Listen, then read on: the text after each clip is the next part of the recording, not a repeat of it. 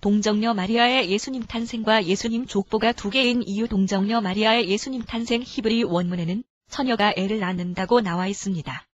처녀 마리아입니다. 그럼 한글 번역이 잘못되었을까요? 아닙니다.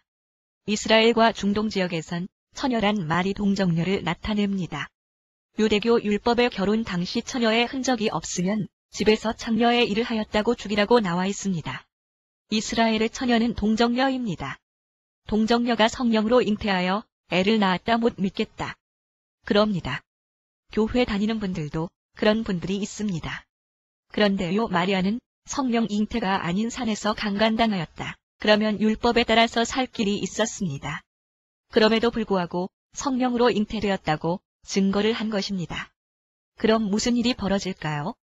2023년인 지금도 처녀가 아이 가지면 애 아버지 누구인지 물어봅니다. 예수님 탄생 당시에는 모르긴 몰라도 마리아 엄마랑 자매들과 가족들, 요셉의 부모와 자매들, 제사장 부인들이 모여서 마리아에게 가서 처녀 검사는 하였을 것입니다. 그리고 검사하여 동정녀가 맞으니 마리아가 살아서 예수님 낳은 것입니다. 아님 율법에 따라서 죽었을 것입니다. 그런 이유로 마가복음 6장에 예수님을 갈릴리 나사렛에서 마리아의 아들 목수가 아니냐 하며 배척받으신 것이고, 예수님은 동정녀 탄생을 확인한 갈릴리 사람들이 예수님을 믿지 않으므로 이상히 여기신 것입니다. 그래서 예수님 동정녀 탄생은 사실입니다. 그럼 예수님 족보가 두 개인 이유는? 다윗왕 때문입니다. 메시아의 조건은 다윗왕의 후손이며 처녀 동정녀가 베들레헴에서 낳아야 메시아입니다.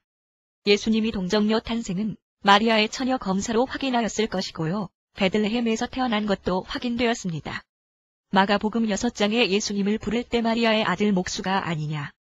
그러면서 다윗의 후손으로는 인정하지 않습니다. 예수님은 믿지 않음을 이상히 여기셨다. 성경에 쓰여 있습니다. 즉 갈릴리 사람들이 예수님을 다윗의 후손으로 인정을 않는 것입니다.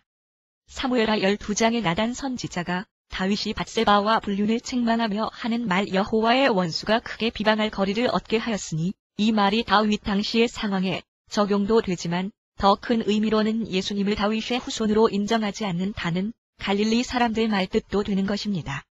이게 무슨 이야기냐 하면 이스라엘의 계대 결혼 후사 없이 남편이 죽으면 친족과 결혼하여 상속자를 얻는다. 계대 결혼은 여성들을 보호하는 법입니다. 이스라엘의 여인은 누구의 딸로 살다가 누구의 아내로 나이 먹어서는 누구의 어머니로 살아갑니다. 롯기가 계대 결혼을 잘 말하여 준 책입니다. 나오미의 남편과 두 아들이 죽습니다. 고향 베들레헴에 돌아와서 친족 보아스에게 자불 룻이 계대 결혼하여 낳은 첫 아들 오벳이 시어머니 나오미의 자녀로 됩니다. 그 후 두 번째부터 낳은 아들은 보아스의 아들이 되는 것입니다. 그럼 다윗과 밧세바의 경우 불륜이고 우리아가 살아있을 때 자녀가 임신되었고 그 뒤에 우리아가 죽었고 그 뒤 밧세바가 낳은 아들은 우리아의 아들이 됩니다. 그리고 죽었습니다. 두 번째 낳은 솔로몬은 다윗의 후손입니다. 이게 다윗 왕과 솔로몬을 지지하는 유다 지파의 생각입니다.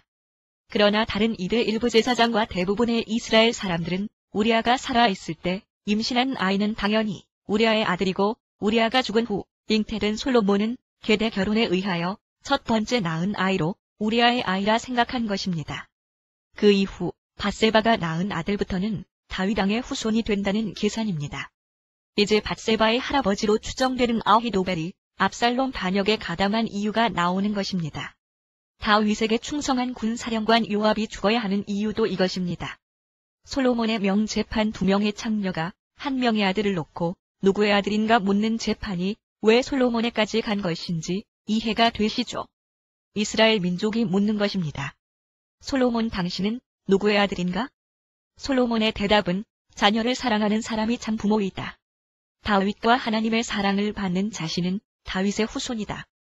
이 일로 더 이야기하면 죽인다는 선언을 한 재판인 것입니다. 그 이후로 솔로몬의 왕위는 굳건하게 됩니다. 솔로몬 사망 후 11지파가 등 돌린 것도 이해가 가는 일입니다. 이런 이유로 다윗의 후손을 찾으려면 솔로몬이 다윗의 후손이다 아니다 둘로 나누는 것입니다. 이런 이유로 마태는 다윗 솔로몬으로 이어지는 예수님 족보를 적은 것이고요. 누가는 다윗 나단으로 이어지는 예수님 족보를 적은 것입니다. 족보 가지고 유대인들이 시비 걸지 않는 것을 보면 두 족보가 다 예수님 족보 맞습니다. 족보가 잘못됐다면 유대인들이 난리 났을 것입니다. 유대인들도 인정하는 족보입니다. 성경은 이스라엘의 역사이기도 하지만 다윗 시대의 밧세바와 간음 사건을 책망하는 나단 선지자의 말씀이 예수님 시대에 현실화되는 것을 보면서 성경은 성령의 감동으로 쓰였다는 말이 맞는다는 것을 다시 한 번 느끼게 됩니다.